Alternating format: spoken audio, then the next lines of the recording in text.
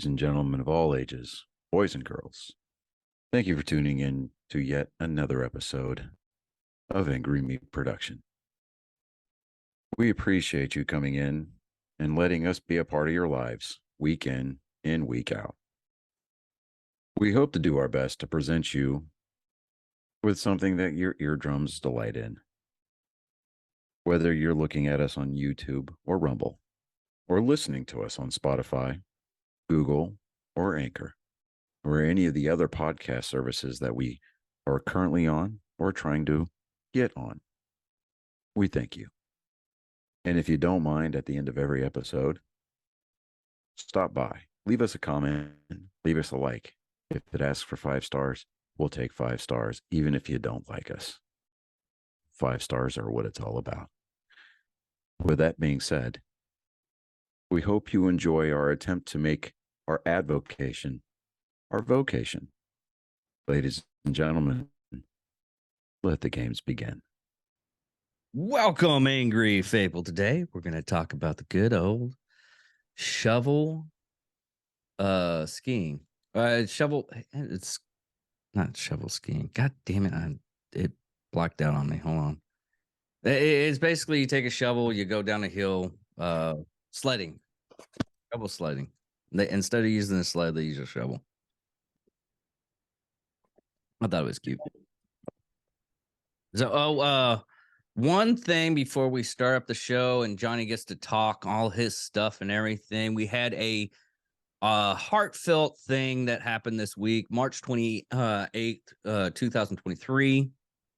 Governor Tony Evans of Wisconsin put in an executive order. If you're wondering why it's flown half-mast, a decoration military veteran, Private Simmons, served our state and our country well, giving his life in defense of the values of freedom was hold most dear. We are incredibly grateful for the efforts of his family in the defense of POW's MIA accounting agency to bring him home so that he will finally be laid to rest in peace. A native of Middleton, Wisconsin, a veteran World War II of the Company G, 2nd Battalion, 109th Infantry Regiment, 28th Infantry Division. Army Private First Class Simmons reported uncountable for on November 5th, 1944, during the Battle of Hugi Forest in Germany.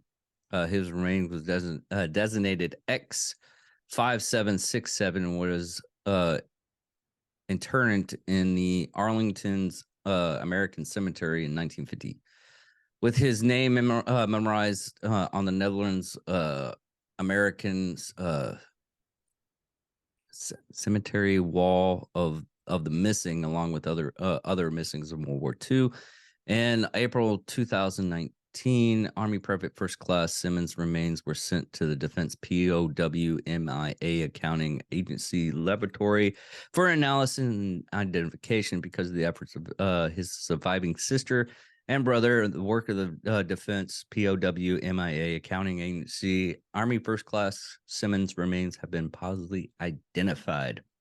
That's the reason why we were in half-mast. That's a great story that finally bringing someone home, even at that long needing to identify. Nowadays, that was the whole thing with the unknown soldiers tomb. They have we don't really have anything from Iraq and Afghanistan, only because we give out DNA and fingerprint. Yeah, there will never be another unknown soldier. Yeah, which I'm happy about. Yeah. Still like the first and foremost, welcome home, brother. Glad we got you squared away finally. Yep. And give you the burial that you deserve. I'm glad that your family's finally able to put some closure on this chapter in their lives, and pray and we hope that your descendants finally have a name and a face, as well as documented time frames upon which to hold a standard to. So, um,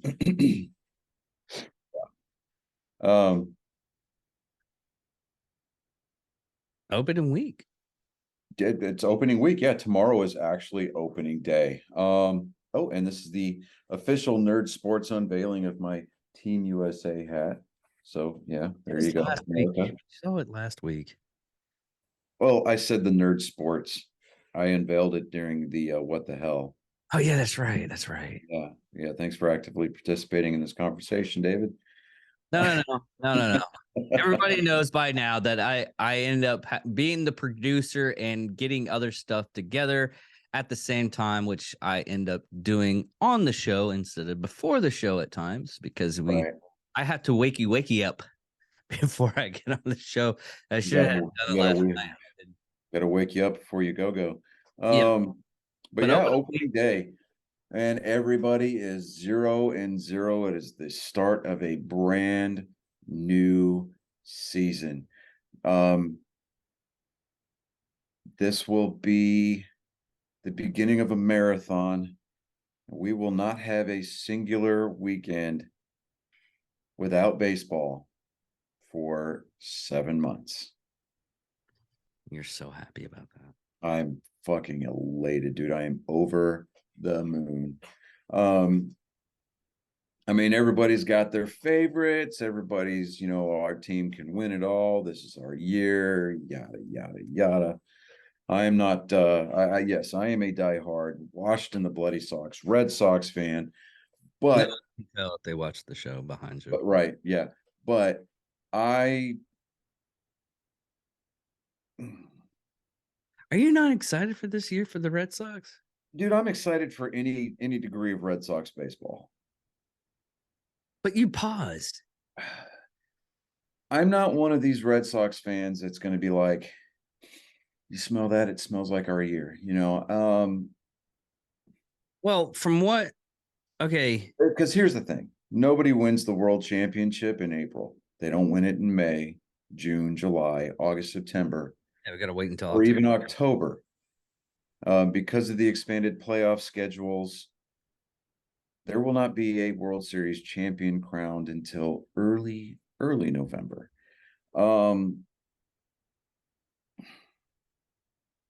It's all about maintaining that grind and trying to stay as consistent as possible for the 162 games. And then once you're in the playoffs, it's peaking at the right time. That means our starters have got to stay healthy. They've got to maintain consistent control of their pitches. The defense has got to stay solid, and the bats are going to come and go. They're going to ebb and flow like the tide. But it's all about the clutch hits at the right time. It's all about situational baseball and exercising the fact that you make millions of dollars to have an incredibly high baseball IQ. So that, and if you pay the umpires the right amount. No. Okay. No. Let me clarify that disagreement. We do not have the commissioner, Robert Manclown Manfred, in the back pocket of our ownership group. We don't have special baseballs being curated, or stored or humidified or juiced or whatever. I know Texas uses Texas clay. Texas Rangers dump all their balls in Texas clay. No, they use it comes from I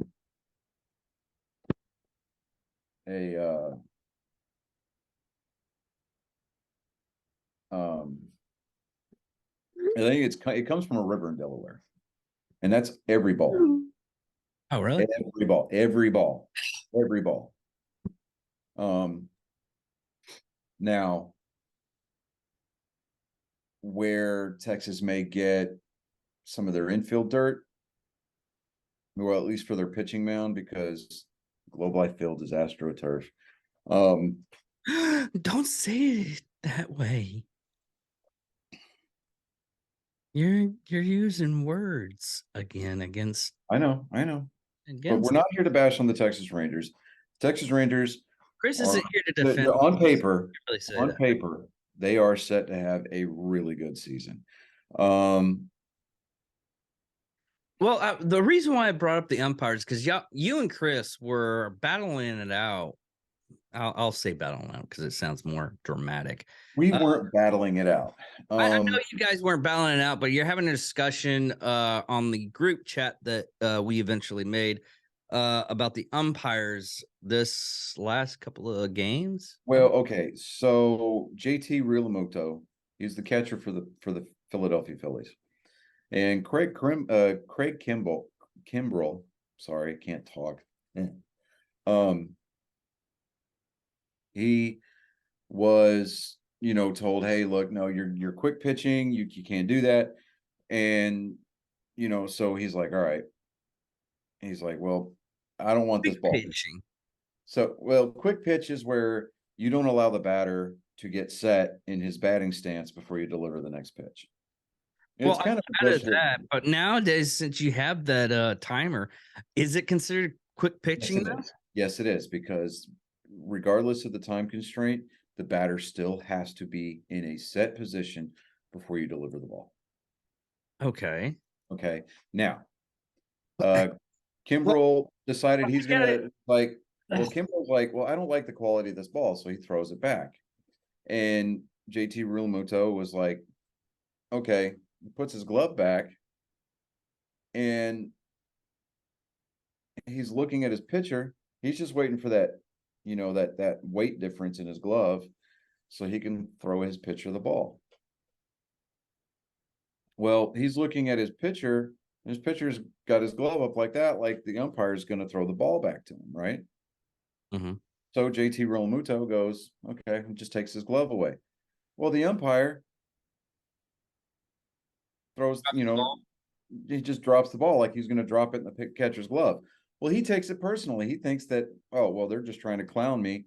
I'm going to toss this catcher. And if you watch the video and you read Realmuto's lips, he's like, I thought you were going to throw the ball back.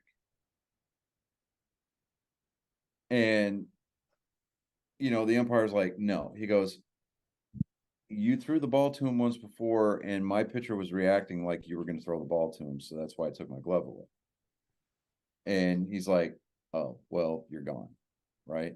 So, what I, and here's the thing. Umpires, whether it's Joe West, whether it's Angel Hernandez, I forget the name of the guy involved in this latest incident. The game is not about you. You are not what's on display during the game.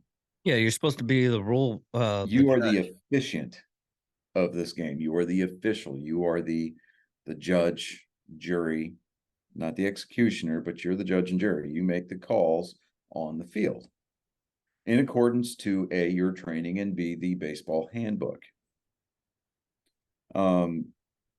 Yes, we have the ability to challenge your calls, but that's because you're human and we understand that you make mistakes. However, when you take things personally and you make it a point to dictate the outcome of a game potentially,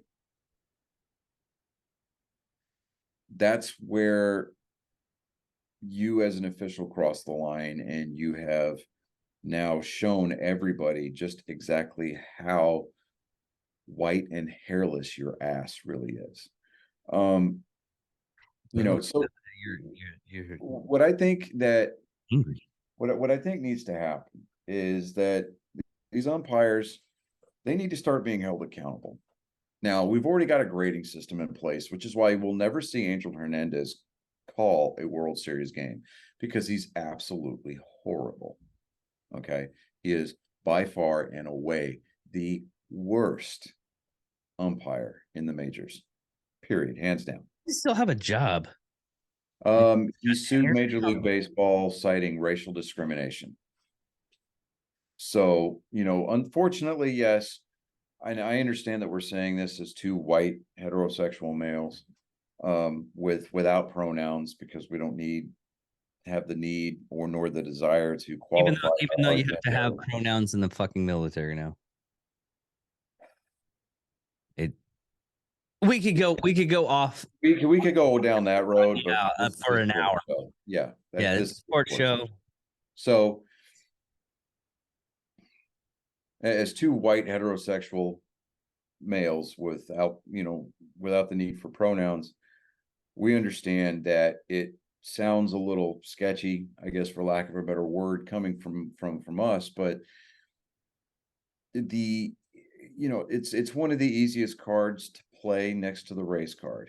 If you feel like as you're losing an argument where you know that you're in the wrong, but you're trying to establish some kind of foothold to institutionalize your presence, the easiest thing to do is cry race. The easiest thing to do is cry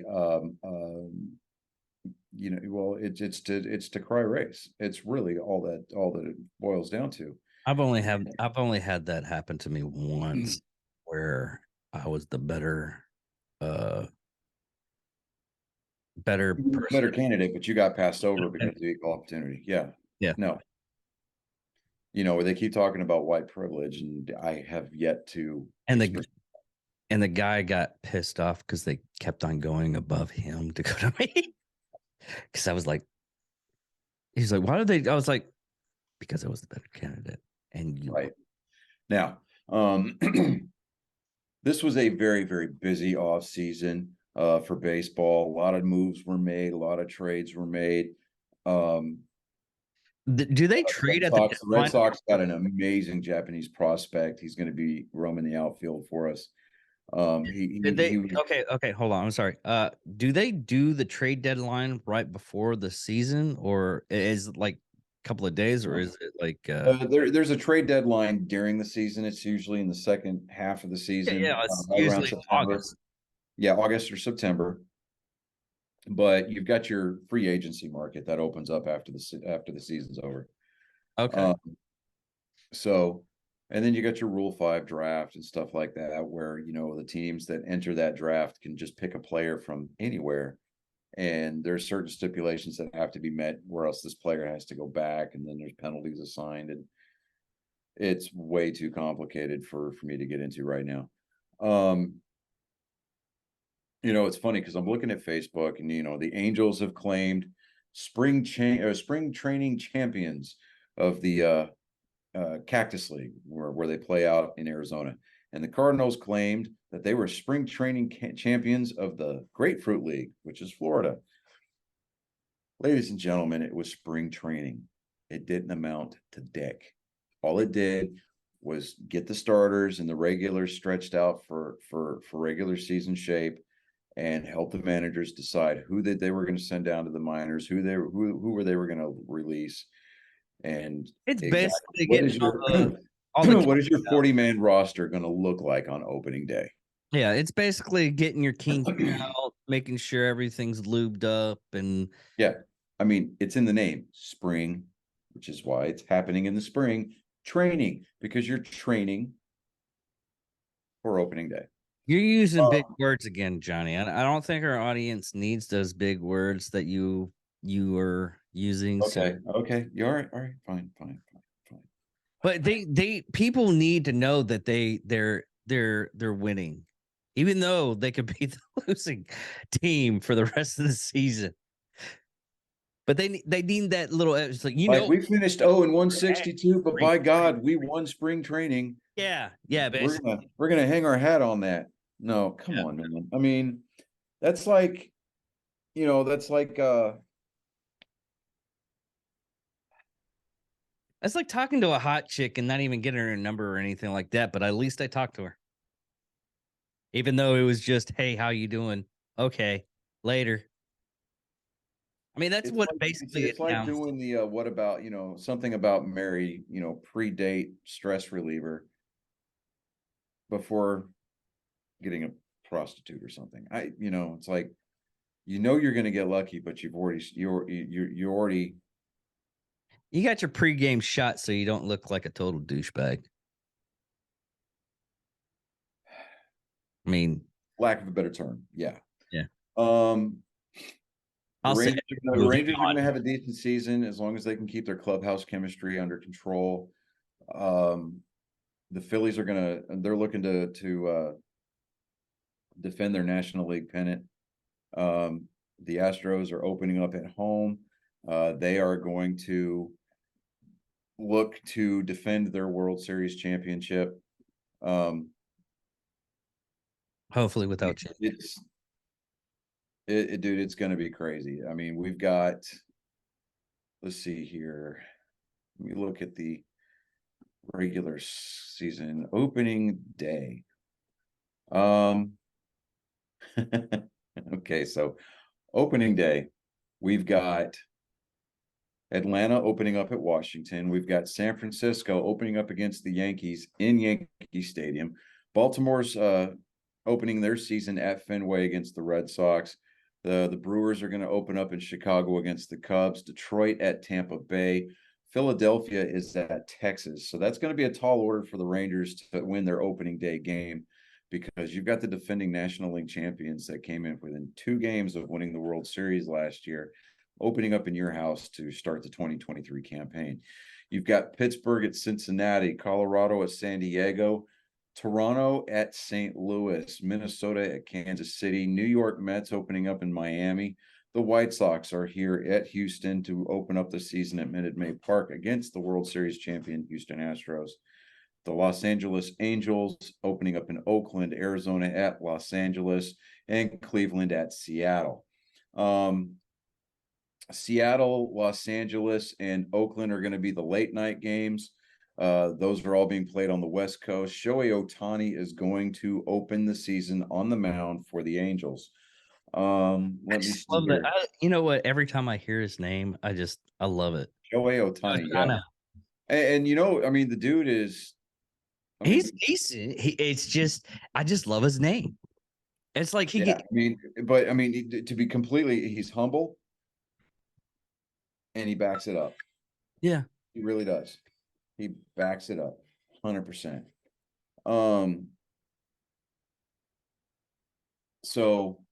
Other notables, we've got Garrett Cole opening up for the Yankees against the Giants. Max Fried is opening up for Atlanta. We've got Corey Kluber, newest member of the Red Sox pitching staff, opening up for the Red Sox against the Orioles. We've got Marcus Stroman, who's starting his new job with the Cubs, opening up on the mound. We see here we've got Jacob deGrom, which is the ace pitcher.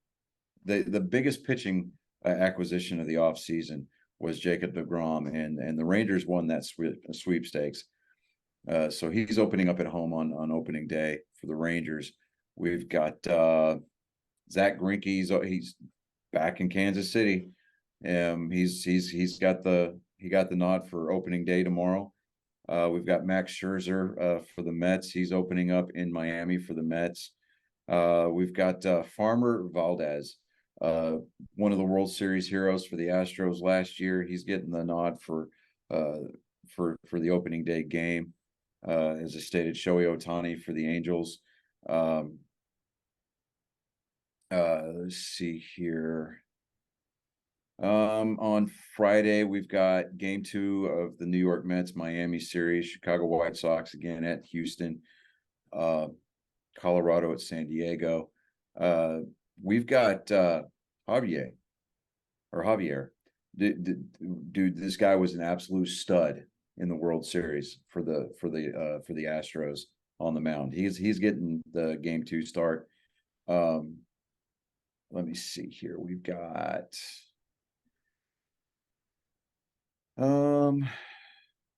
Nathan Eovaldi, who pitched for the Red Sox for a few years, to include time during the 2018 World Series champion campaign for the Red Sox, from Alvin, Texas, which is just up the road from here, same town that Nolan Ryan is from. He is now a member of the Texas Rangers, and he gets the game 2 start for the Rangers. Chris Sale, finally back from injury last year. He came off of Tommy John surgery last year and pitched like an inning and a half before he got injured again.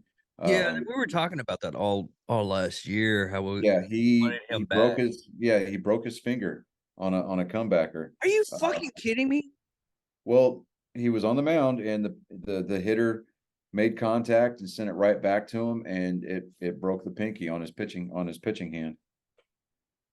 Someone okay, this is what they need to do. They need to either A, get an exorcist, whatever, or a shaman to make sure the curse that's around him is broken. Because this is here and lately, he gets up there and then he hurts himself. And it's not his fault. Well, It's just he's to be seen fair, bro. to be fair, Chris Sale admittedly came out and told the Red Sox nation that he's like, "Look, I've got a lot to make up for. I've got a lot to prove to everybody, including myself." Yeah. So he I mean, said he's not saying that when they broke camp and headed north back to Fenway. You mean Fenway Park? Fenway Park, that's right. He said he was feeling good and he's ready. He's ready for the season. So are we going to see Chris Sale of old where he's averaging 9.6 strikeouts per 9 innings? Probably not. Will we see a more consistent Chris Sale? I'm really hoping. If we can keep his pitch count down and get him some length, from the first pitch to take some of that stress off of our bullpen, which I don't have a lot of faith and confidence in. I think that we could probably guarantee, we could probably count on about 80 to 90% of his starts being wins. So, as long as we can get some longevity out of our starters, and take that pressure off of our bullpen, I think we'll be okay. Other notable pitchers starting for day 2, Michael Wacha, who pitched for the Red Sox last year. Most notably, he was on the World Series squad in 2013 for the St. Louis Cardinals that lost to the Boston Red Sox. But Michael Wacha from Texarkana, Texas, he's playing for the San Diego Padres now, so he's getting the day 2 nod. The big matchup of the weekend's looking to be Clayton Kershaw versus Madison Bumgarner. That's going to be in Los Angeles, the Dodgers versus the Diamondbacks. That's going to be a fun game to watch. But yeah, it's baseball is back, man. I just downloaded MLB The Show 23 for my Xbox, so I'm probably going to You're getting ready. Yeah, I mean, I'm probably going to crack into that and restart my player profile for the new game. And I'm like, okay, so thank God for Xbox Game Pass and being able to play stuff on day one. I don't have to pay for the game. I'm kind of technically paying for it, but it's whatever. I just have to tear myself away from Far Cry 6 long enough to be able to play. Because, dude, Far Cry 6, everybody's like, oh, it's buggy, it's glitchy, and then they patched the crap out of it. And I happened to come across it at GameStop. They had it on clearance for like $11. And so I picked it up. I used one of my $5 monthly coupons. Mm-hmm. So I picked it up for like $6 and change. Dude, I've been playing the snot out of that game. That game is fun. Last weekend I ended up playing Diablo 4. Yeah, I mean, but if you have a chance to play Far Cry 6, do it. Dude, it's an incredible, it's even got a hidden Stranger Things themed DLC. Which was fun because you go into the Upside Down. Really? Yeah. Well, I was like, wow, this is cool. It's even got the music and it's a whole thing. But yeah. But we got some NFL news too. Yeah, some NFL news. Let me get to that real quick. And then after we get done football, before we jump into hockey, I'm going to give Colin a call. I'm going to bring him in so he can do his segment. Okay. But we got Derek Carr. He's now the quarterback of the the New Orleans Saints. Good God. That's yeah. nobody really knows what's going to happen with Lamar Jackson and the Ravens. They put a non-exclusive franchise player tag on him, which means he's available to talk to other teams. He's available to sign with other teams. So technically he's a free agent, but if nobody signs him, he's right back in Baltimore, pretty much playing for what they wanted to sign him. What they want to pay for him. Now Jets owner Woody Johnson said not the patient sort, but says team remains optimistic about getting Aaron Rodgers via a trade.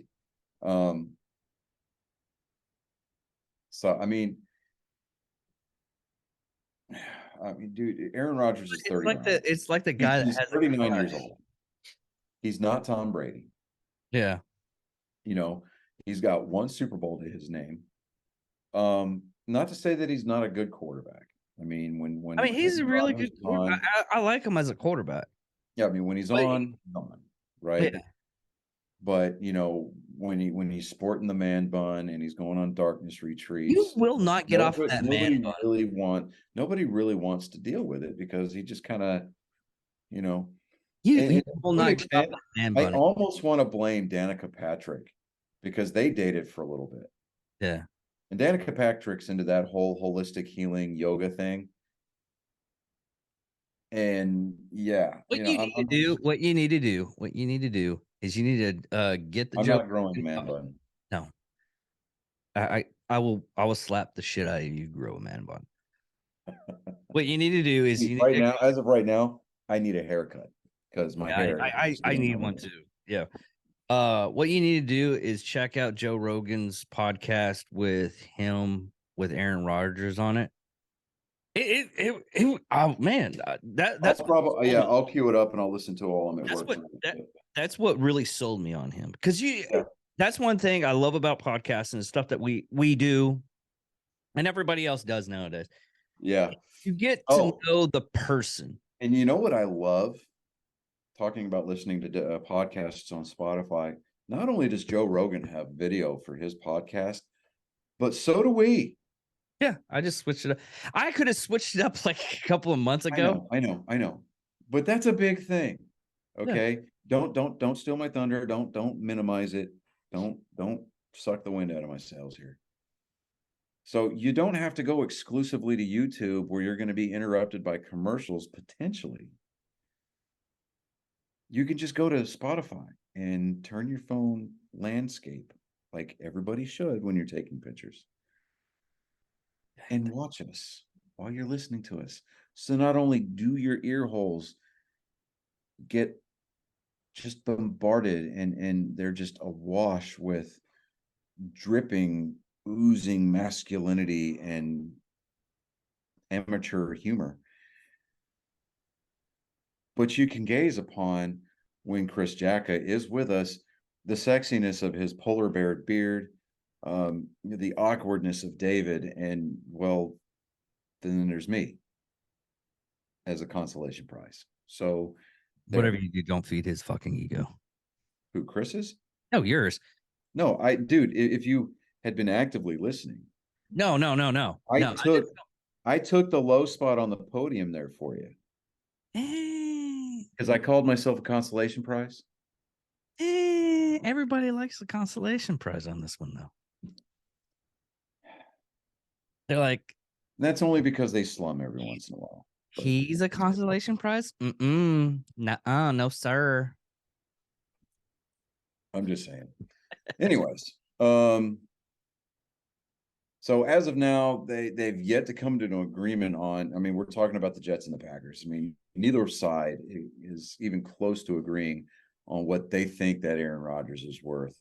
They're expecting eventually that they'll come to a compromise and execute a deal, but Woody Johnson said he's already getting impatient. He sees an opportunity directly in front of his team, and he isn't interested in hesitation. So to me, that's kind of, I don't know necessarily how invested they are already in this deal, or, what have you. But that, to me, that sounds like if there's another quarterback that's on the same level, if not a little bit higher than Aaron Rodgers is, that becomes available, don't think that the Jets won't capitalize on that.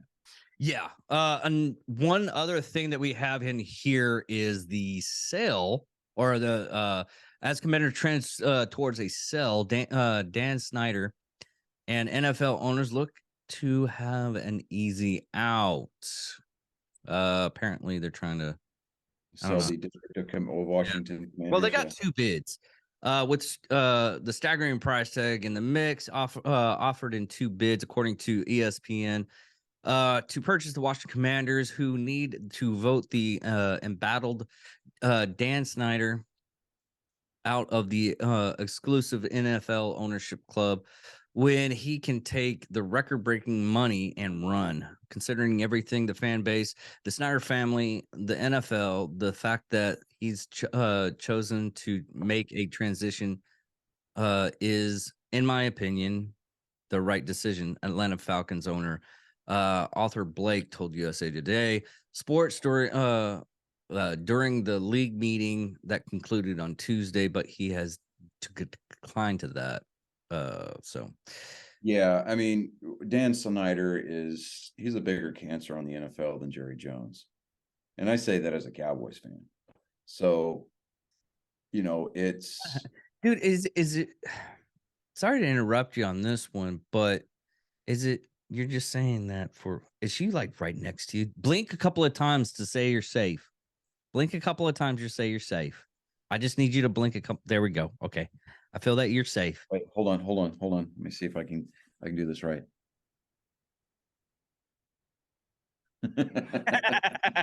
If you know SOS. Right. But yeah, I don't know. I mean, between the Dan Snyder saga and the Aaron Rodgers Chronicles, I don't know, man. I mean, it's drama at its best, but only if you like. Yeah, I mean, the next time that the NFL is going to become relevant in the news is going to be when the draft happens. So we'll see what happens there. That happens in April. Yeah, it happens. I know exactly when it happens. April 17th. The other reason why that is because Chris has got to go up to Dallas. He has to go up. He has to go up to Dallas for a charity Draft watch party. Yeah, for the draft watch party. Because he already. I mean, some guys, I'm telling you, dude, they just have just such a hard life. He was bitching that I was in Haiti in a hotel room doing security work and everything. He's like, "You got a hotel?" I'm like, "Dude, that wasn't even considered a hotel for me. It was. I had walls that might have been able to protect me. God, I will never go any. I don't mind every once in a while doing security work. Well, I'm glad I don't have to worry about that now because of the job I have right now. And the only reason why I took that job is because I was laid off. Yeah. So glad I didn't ever. All right. So before we get into the NHL, let me get Colin in here real quick. Let me get him pulled up. Okay.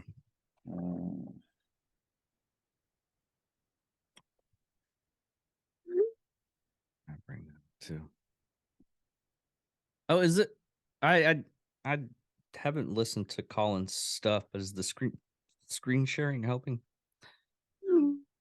Oh no, I haven't even tried that yet. Hold on. Let me bring him in.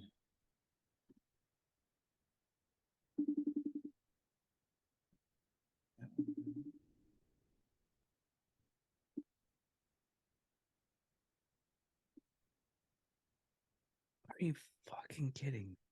Post disabled participant screen sharing. What is up, my guy? Hi. So it's just me and David this week. Chris isn't here. He's picking up his kiddos.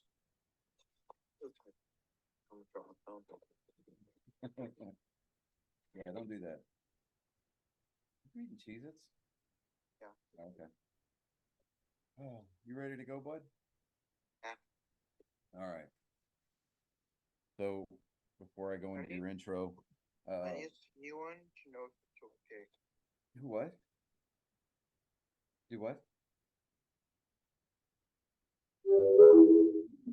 And the call failed. You gotta love modern technology. It says that host disabled participant screen sharing. So you still have it turned off. Why does it keep on going? I'm seriously gonna get different. I don't know. Try it now. Anyway, it's opening day this week.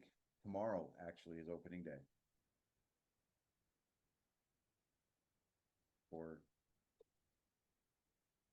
Stay with me, Colin. Tomorrow's opening day. There we go. All right.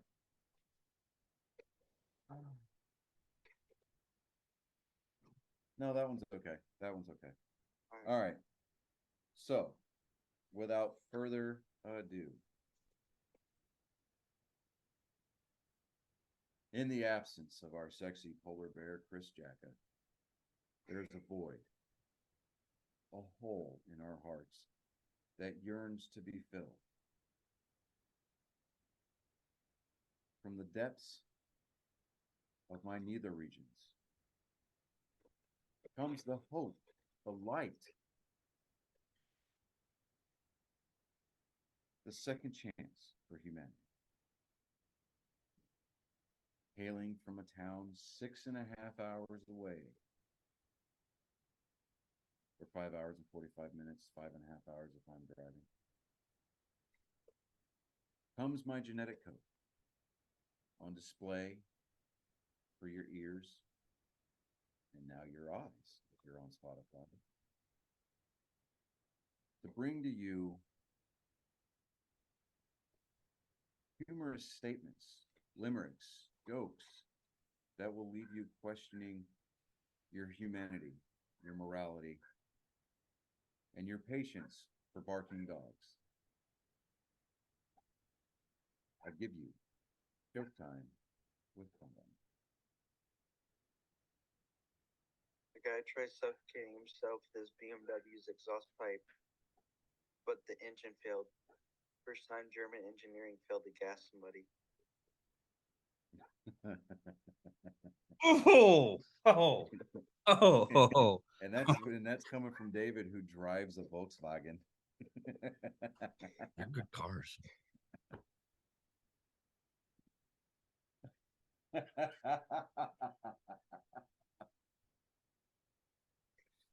Okay, all right. So already we're already picking up the game, and we're last week left off. So, all right, what else you got for us, bud? Did you know they made a medicine for depressed lesbians? It's called tricloxygen. I've heard of that one, but it's still funny as hell.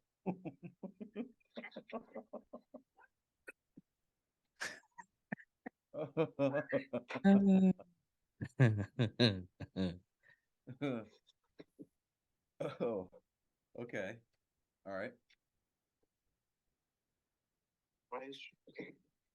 What are you doing? Quit hitting your phone. Why is reverse cowgirl illegal in Alabama? Because you can't turn your back on your family. I've heard that one too. That's still funny. Is that all you got for this week, buddy? Yeah. Okay. I had to make it for last week. Oh yeah, you did. You definitely did. But you did. You came through. Mr. Clutch is your title now once again. You want to stick around for the hockey segment? Hockey what now? Do you want to stick around for the hockey part, the segment where I cover hockey real quick? Okay. Okay.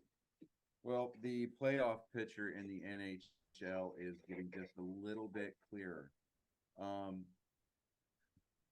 Nobody in the Western Conference has clinched a playoff spot yet. At all. Really? But in the Eastern Conference, you've got your Metropolitan Division, your Atlantic Division, and your wild card divisions, right? Or wild card spots. Yeah. Well, in the Metropolitan, Carolina, New Jersey, and the New York Rangers have all clinched playoff spots. The Toronto Maple Leafs are setting up their fan base for yet another horrible disappointment in the playoffs by clinching a playoff spot. Not only have the Boston Bruins clinched a playoff spot, but they are the first team to clinch their division. So the Boston Bruins own the Atlantic Division, and they have a record right now of 57, 12, and 5. They have a point differential of 107 or about plus 117. How incredibly nuts is that? I mean, at this point in the season, they have a .08 or a .804 winning percentage. Damn. Regardless as to whether or not the Boston Bruins hit that all-time mark set What's by the what's Montreal Canadiens a few years ago, I'm trying to back in the 60s, I believe.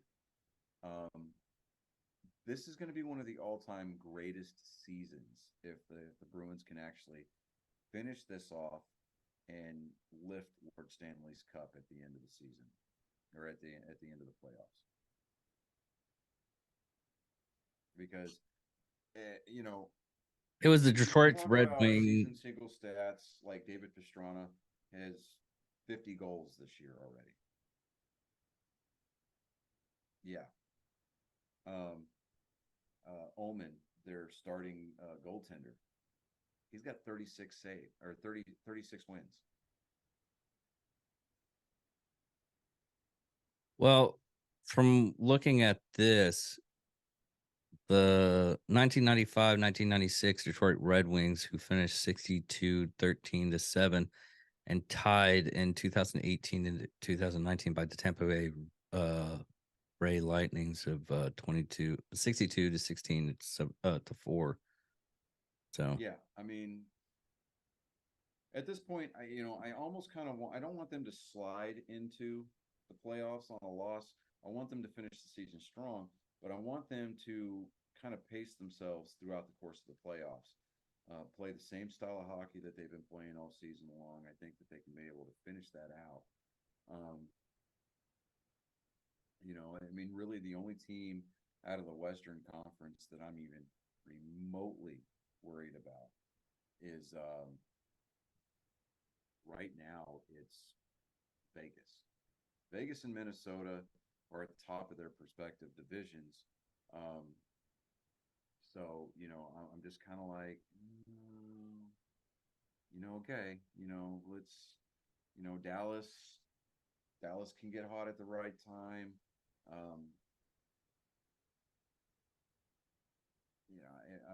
I'm kind of like, okay. So once the playoffs start, I'm going to be all about the bees, dude. That's all I'm going to be about. I'm all about the Bruins. Because I mean, if they can bring the Stanley Cup back home to Boston, and then the Red Sox can, do what they did back in 2018, actually, 2018.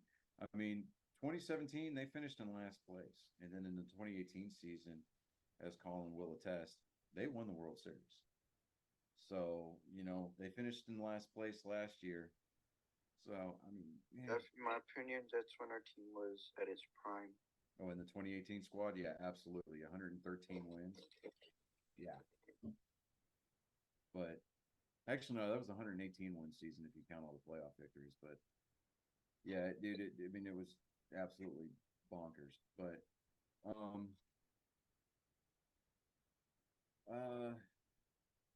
Colin, if y'all's school district is going to be using the snow day for the day after Easter?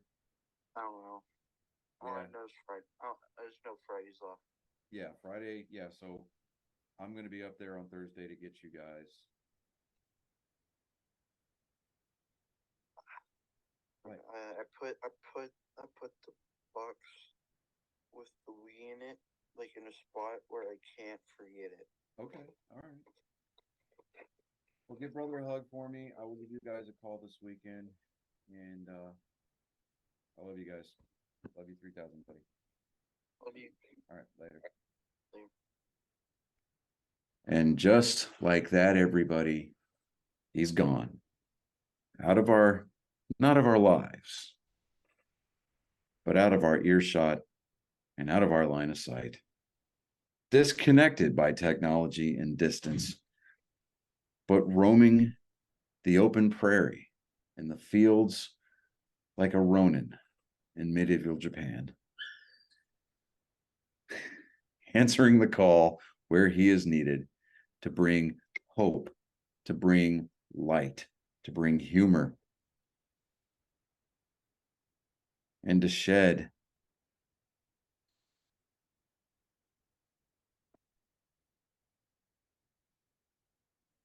some light on the debauchery that we all have hidden deep inside of us.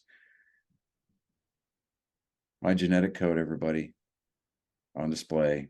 Once again, you are welcome. This has been Joke Time with Colin.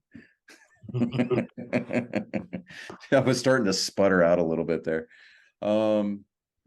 Gas in you. Do I know? Need to get a little bit more gas in you. Dude, I am just absolutely exhausted, man. Because I mean, we're in our last 6 weeks, like I told you pre-show, last 6 weeks for the semester, between work, and then I've got the month of April is my surgery month, so like, Yeah, it's gonna be one of those. April's gonna be a weird month for us because Chris got things to do. Then me and Chris are gonna hang out in San Antonio, and I'm gonna help him move. It's just so. The week of the see, for us, it's either going to be the 11th, I think it is. It's a Tuesday in April. Mhm. Usually when we record Tuesdays, right? Tuesdays. Tuesdays, Mondays, yeah. Yeah. So the week of the 14th is, well, Colin's birthday is on the 14th of April. Yeah.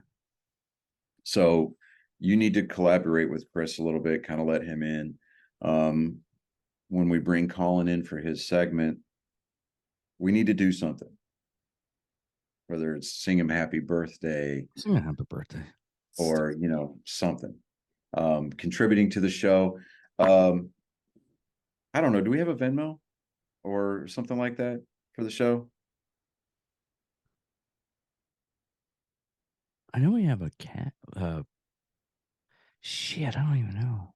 Oh, I'll get us a Cash App one. Okay, well, get that squared away, because what I would like, because Colin has definitely added to the substance of this show.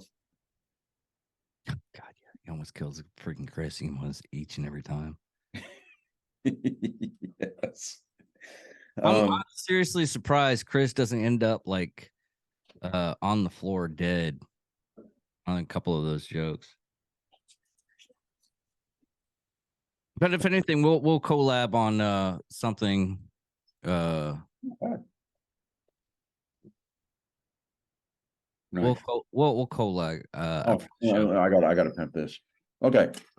So, parents on a budget, right? We had to deal with it growing up, like parents getting off-brand stuff or getting the store generics and stuff like that.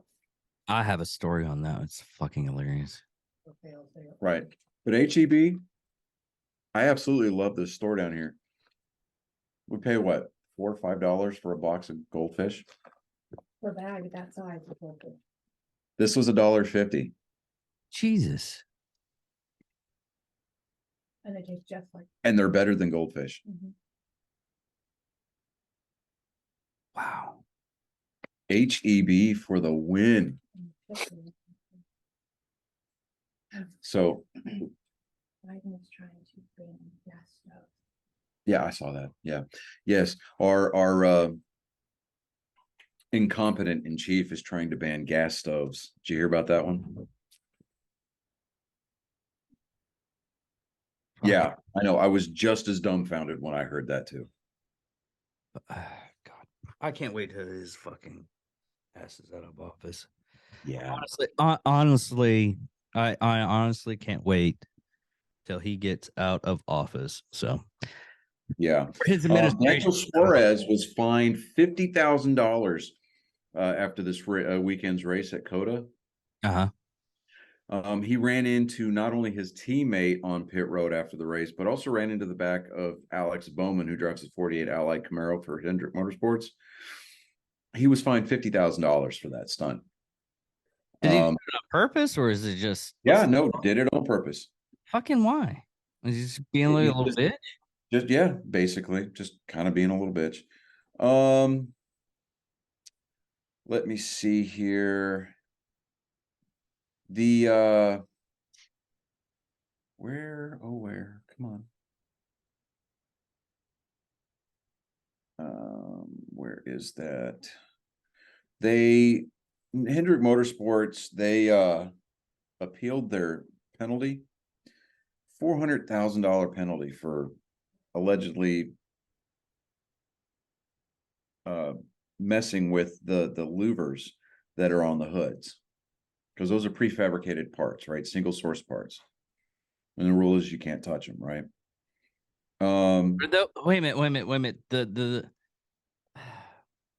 it's the clip to keep the hood on, right? No, not the hood clips, not the hood pins. Okay. But if you look at the new model car on the hood, whether it's Chevy, Toyota, Ford, Yeah. they've got louvers on the hood that look like vents, little slats. Yeah. Okay. Now, the National Motorsports Appeal Panel ruled Wednesday, which was today, to amend the L2 level penalties issued to Hendrick Motorsports for an unapproved parts modification entering the March 12th weekend at Phoenix.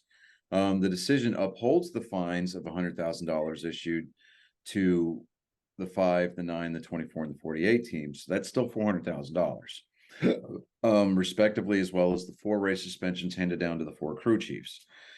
However, each team is restored 100 owners points and 10 playoff points.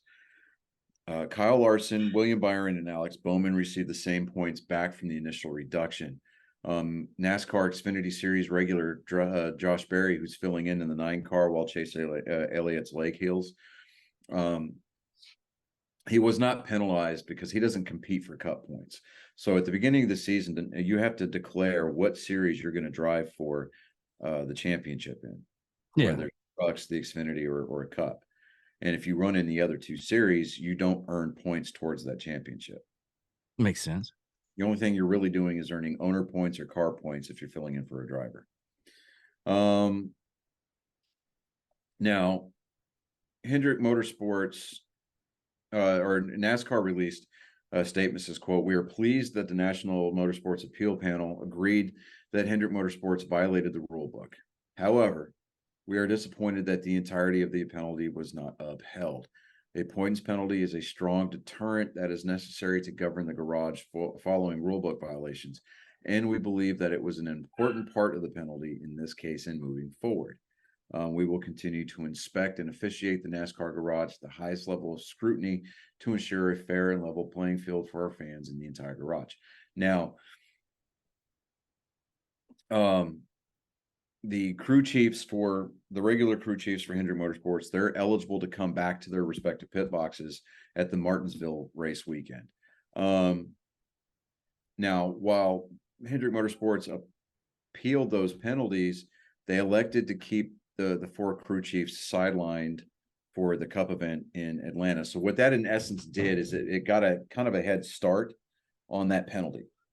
So if they had been there for the Atlanta race, then we would see them 1 weekend later, kind of a thing. Do you think the crew, with the crew chiefs and everything, and when you're describing it, I was just thinking, what if they just did it and they're just like, it shouldn't matter? Well,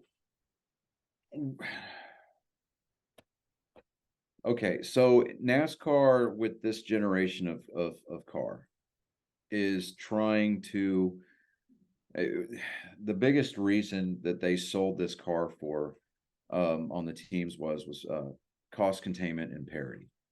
Mm-hmm. You know, to give the lower tier teams just as much of an opportunity to win a race There's as the the higher higher team, yeah. Right. So now the hood louvers, you know, I mean, they're openings in the vents that serve as a release point for the ducts, so that, you know, for the ducts that transfer the air out of the radiator.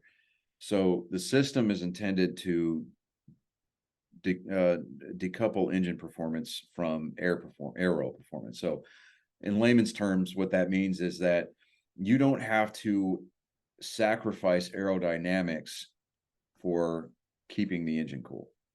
Mm-hmm. So what it does is it offsets the practice of teams having to tape off air intakes on the front, right? So like back in the day, you used to see pit crews slapping tape across the grill to reduce the size of that air opening, and you run the risk of um, overheating the engine to gain downforce. So what downforce does on that front end is the lower that car gets to the racing surface, it eliminates turbulence underneath the car, and it sucks that vehicle down to the track as much as possible, so you go faster. So you're cutting a more cleaner hole through the air. Basically, what you're saying is this design is actually what you just described to actually as an automatic. So Mhm, yeah. everybody gets the same thing. They don't have to worry about, you know, someone putting in tape and everything. And one another thing is just clutter on the field. Right. So, but the initial penalty, it was in the following sections of the 2023 rule book. It was section 6.1, which is time, manner, location. 14.1 C, D, and Q, which is the overall assembled vehicle rules, and then rule 14.5.4.2.A, which is the radiator duct. The penalties that were issued were a loss of 100 championship owner points, 10 playoff points per driver, and a loss of 100 championship points, or 10 playoff points per driver, and then 100 points towards the championship to each driver. And then $100,000 fine for each team, and then a 4-race suspension for the crew chiefs. Now, to me, I don't know, that just kind of seems a little heavy-handed. I mean, because you're looking at that's almost $500,000, Yeah. right? And you know, it's one of those situations where if you're going to enforce a rule like that, because normally if the car goes through tech 3 times and it fails 3 times, the crew chief is automatically suspended for 2 weeks. Yeah. If you catch something in tech, bring it to the team's attention and tell them you have 1 attempt and you've got 1 hour to fix this. Right? If they go back through and they admit and it's the same deficiency, then hand out that, you know, that penalty by all means.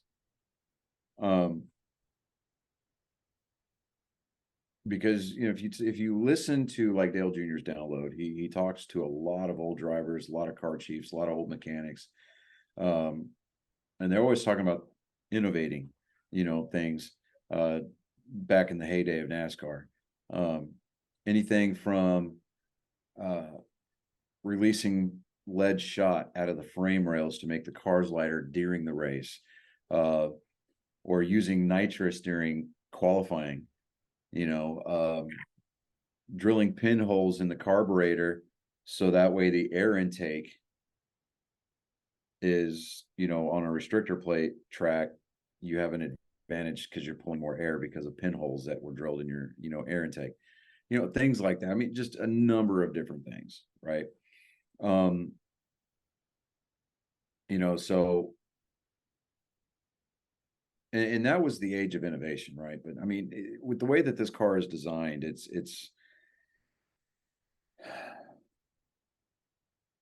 it's almost not even a stock. It's not a stock car by any stretch of the imagination.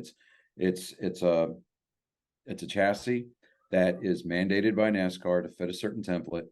The nose and the tail come from the manufacturers, and those are agreed upon by NASCAR. And then basically everything from the A pillar to the C pillar are the same car, right? With the exception of like some cosmetic stuff, right? Yeah, and the name on the engine. Yeah, I mean the engine. So you're either getting a manufacturer engine from Toyota, or you're getting a And they're almost two specs of the same freaking engine. yeah, I mean they all have to have the same cubic displacement. They've all got to have the same horsepower range. You can do little tweaks with things like how how you gear the transmissions, things like that. But that's Um, gear stuff that you Yeah, I mean that's gearing. You can mess with suspension as long as it doesn't decrease the height of the car. I mean, as far as like suspension, you can make it stiffer, you can make it softer, but you can't lower the car. You can't. I mean, obviously, you don't want to raise the car either because that's introducing air underneath the vehicle. Mhm. I mean, it's a new car. It's only the second season that they've run this car. They're still trying to find things out about how this car works in the air, things like that. Honestly, I would love to They see haven't. it. I'm surprised they haven't taken it from this off season that they had. Why didn't they take the car and run tests and just Well, they were testing at different tracks. Yeah, well, no, not take the chassis, but well, the NASCAR kind of told everybody you can't spend money on testing the way that they used to, like back in I mean, back in the 70s, 80s, 90s, and even early 2000s. I mean, a driver would have an off season, but he's always at the track. He's always at work because they're all over the country. I mean, teams would spend millions, millions of dollars transporting vehicle or cars to different tracks all over the country. The drivers would have to fly out to these tracks to spend a day or two testing. yeah. But that makes sense. That's And what. that really started to see that disparagence between the haves and the have-nots. And that was one of the biggest reasons for this car. They cut back on the amount of allowed testing. You're only allowed so many wind tunnel tests per year. Mm. They used to have this thing called a 7-post shaker rig. There was a platform that the car would be strapped down to, and you had actuators and servos underneath it that would simulate loads on the suspension on the different corners of the car. And the computer would run a simulation based on track surfaces and stuff like that. They really don't need the 7-post shaker rig anymore because we have things like iRacing. We have the simulators that are in place where the drivers sit in a seat and they're basically driving a virtual version of the track. And iRacing helped bring that into fruition, and it's being utilized by a lot of the teams. Because the way that those tracks get into the game is that what they do is they go out and they got this big scanning rig, and it goes from the bottom of the track to the top of the track, and they scan the surface. It takes like a full day or 2 days, I think 2 or 3 day, depending on the size of the track. Yeah. They'll scan the surface of the track, and it gets every crack, every patch of tar, it gets every bump, gets every dip. I mean, and even down to the texture of the concrete before, and then they pull all of this data in, and then they build the model of this track, and then they add the cosmetics for like the grandstands or the infield, and stuff like that. So that way it's what you're seeing whenever it's, on your monitor and you're racing online on this track. So I mean, teams are getting a lot of real-time feedback. They're getting accurate feedback for things like tire wear. They can run different simulations for running in traffic, how the car will behave back in traffic versus out front. So I mean, they're getting a lot of information that way, and they're doing that all in-house. And it doesn't take a team of rocket scientists to extrapolate the data and put together a setup for a car. Because you and I could go out and we could build a PC and we could get a racing seat and we could establish a racing rig, a sim rig right here. And we would have the same experience, almost the same experience as these teams are. Yeah, it's whenever- all the stuff that we saw back in during COVID. Yeah, that's exactly what it is. But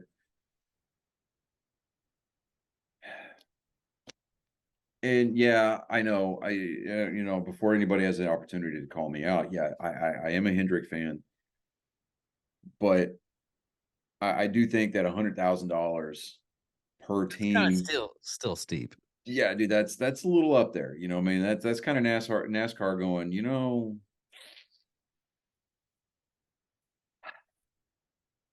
We're taking we the cash. want to establish dominance here, and it's like, Yeah. Where's the safe word, and it's kind of like, okay, did they alter the parts? If they did, fine, then come up with a penalty, yeah, and then assess it. Do the teams have the opportunity to appeal that? Yeah, absolutely. You're going to get these non-Hendrick fans that are going to be like, well, money buys you a lot of things.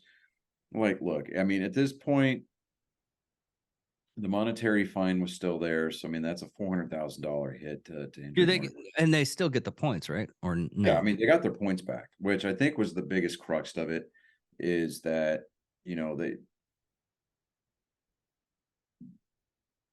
let's get the points back, because I mean it's William Byron, he's already got 2 wins this year, so by neutering those points away from him, it just kind of. And it's one of those moments like, really? You think I care? Yeah, and so what we're looking at here, current driver standings, after they've been readjusted to reintroduce the points given back to the Hendrick Motorsports guys. Mhm. Alex Bowman, driver of the number 48 car, is actually leading the points right now. Behind him is Ross Chastain. William Byron, he's already got 2 wins this year. He's in 3rd place. Kyle Busch is in 4th. Joey Logano's in 5th. Then you've got Kevin Harvick, this is his last season before he retires. He's in 6th. And then you've got Kyle Larson, or Christopher Bell, Ryan Blaney, Kyle Larson, and Austin Cindric rounding out the top 10.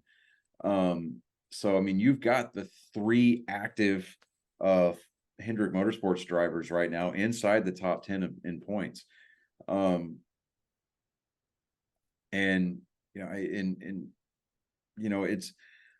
it's funny because the way that last year played out, where we had like 19 different winners, Mhm. winning a race is not going to guarantee you a spot into the finals, into the 16 for the playoffs. Because if we've got 17 different drivers who have won a race between Daytona and I think it's Richmond, where the cutoff for the regular season, somebody's going to be the odd man out with a win. That's not going to be eligible. So it's going to take more than 1 win to lock yourself into the playoffs. And right now, the only person that's done that is William Byron. So for all intents and purposes, William Byron is the only person who has locked himself into the playoffs right now. So, but Tyler Reddick drove the number 45 Monster Energy Toyota from 2311 Racing to victory lane this year, or this weekend, down there in Austin. But up next for the Cup guys, we've got Richmond is actually is it Richmond? I think it's Richmond.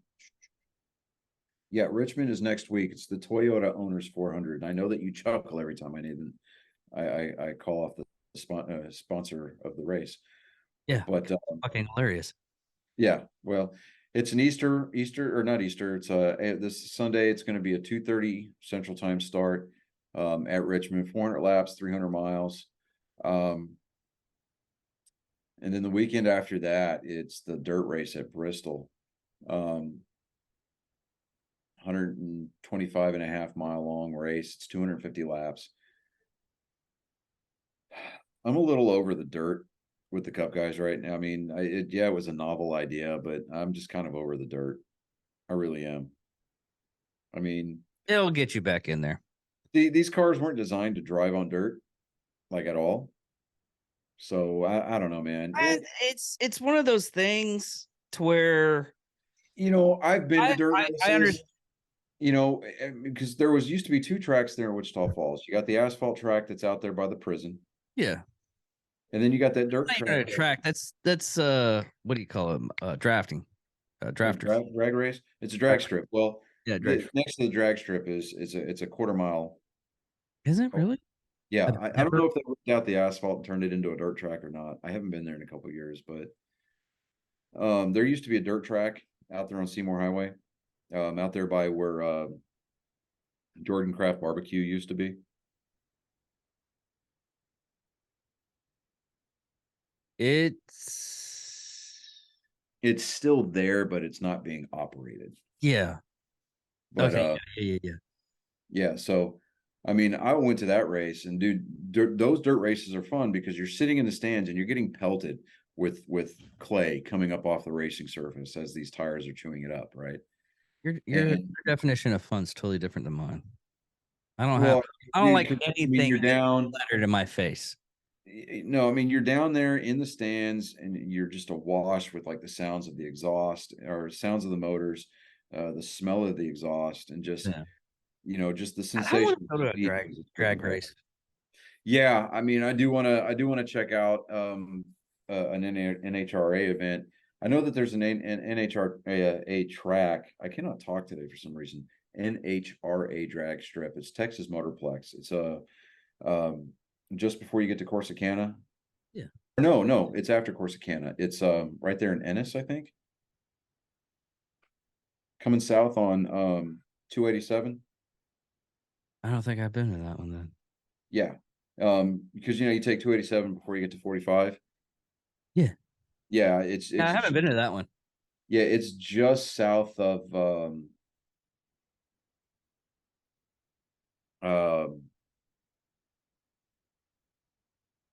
I cannot think of the name of the place now. Anyway, yeah, it's just north of the 45 exit off of 287. So, but yeah, that looks cool. I mean, I really want to go to an event there, but NHRA tickets are a little pricey. What about that veteran ticket thing? VetTix, Yeah. really, that's all going to be dependent upon the vendors. Do they make tickets available for that organization or not? Yeah. Has somebody bought up a block of tickets and donated it to VetTix? Yeah. I mean, I love VetTix to death. Oh yeah, you ended up giving me tickets to the Air Force Baylor game. That was fun. Yeah, Me and my dad had a very fun time. Yeah. So, Now we got one last thing, and yeah, let's just go ahead and land this plane. Yeah, go ahead. this is going to be the problem of landing this plane, and you got to keep it short. 5 minutes. Put a timer on it. 5 minutes. Is it like a runaway Toyota Prius where the accelerator pedal gets stuck? It's gonna be. Okay, all right. Go ahead. Okay. This week we're gonna give thoughts and prayers to people in Nashville, especially with the school shooting that happened this Monday. The only thing I have from it, and the time frame that I actually learned from it, I wasn't getting that much information. Now all the information is out. It's a. I was hoping that this was going to go like under the rug because of what was happening with the shooter. The shooter was described as a young female teenager, which All right, I'm going to make this really quick. Really quick. Okay. All right.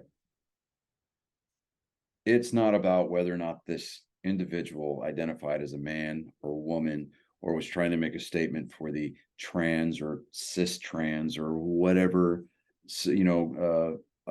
demographic that they identify. Whatever cult that you wanted to Right. describe as.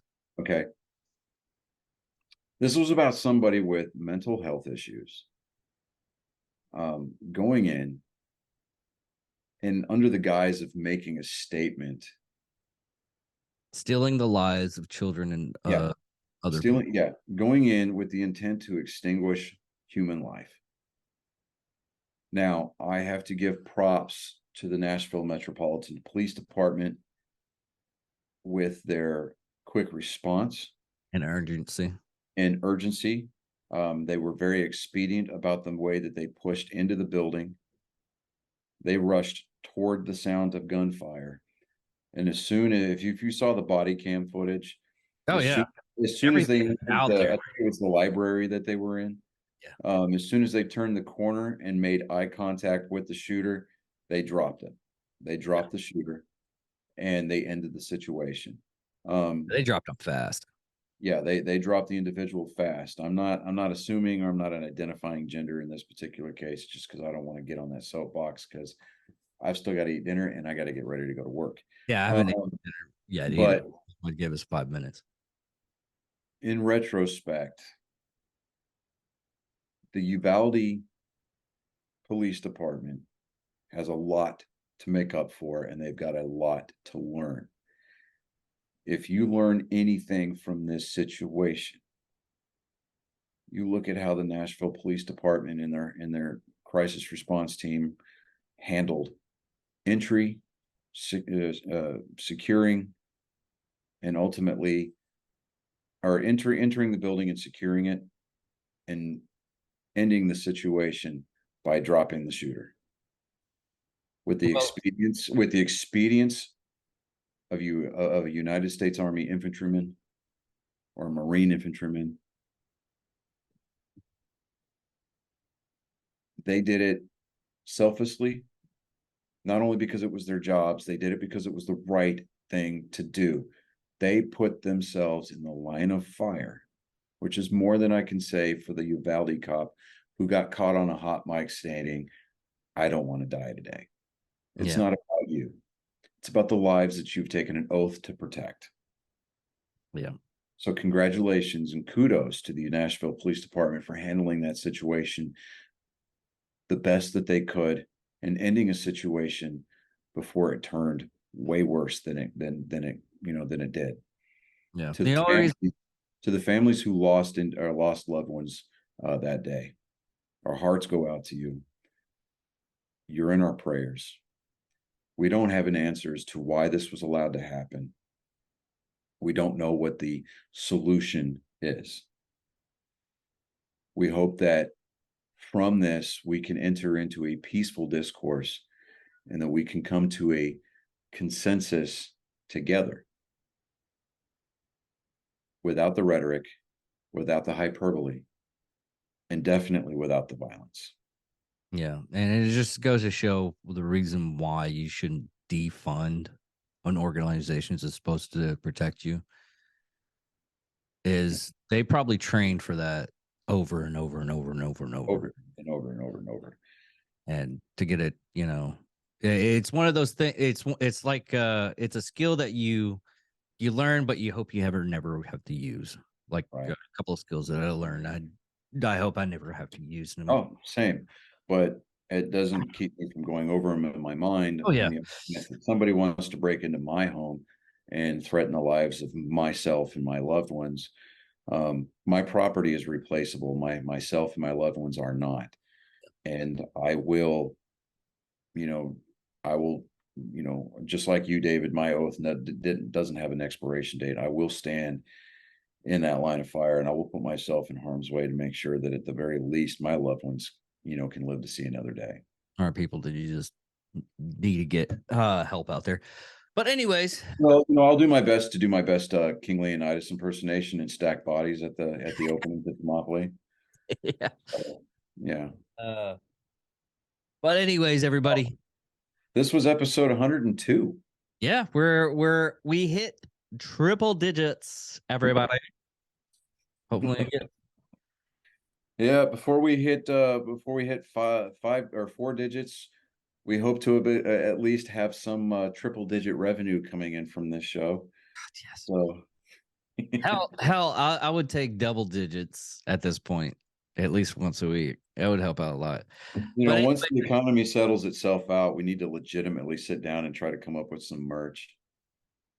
yes, I did pricing on a couple of stuff only because just to get it out there and whatnot. But oh god, that stuff is so fucking and I'm talking warehouse stuff.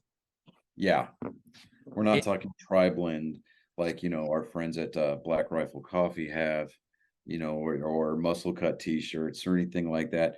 We may want to try doing things like Vista Print, or whatever it is that they do the promotional stuff.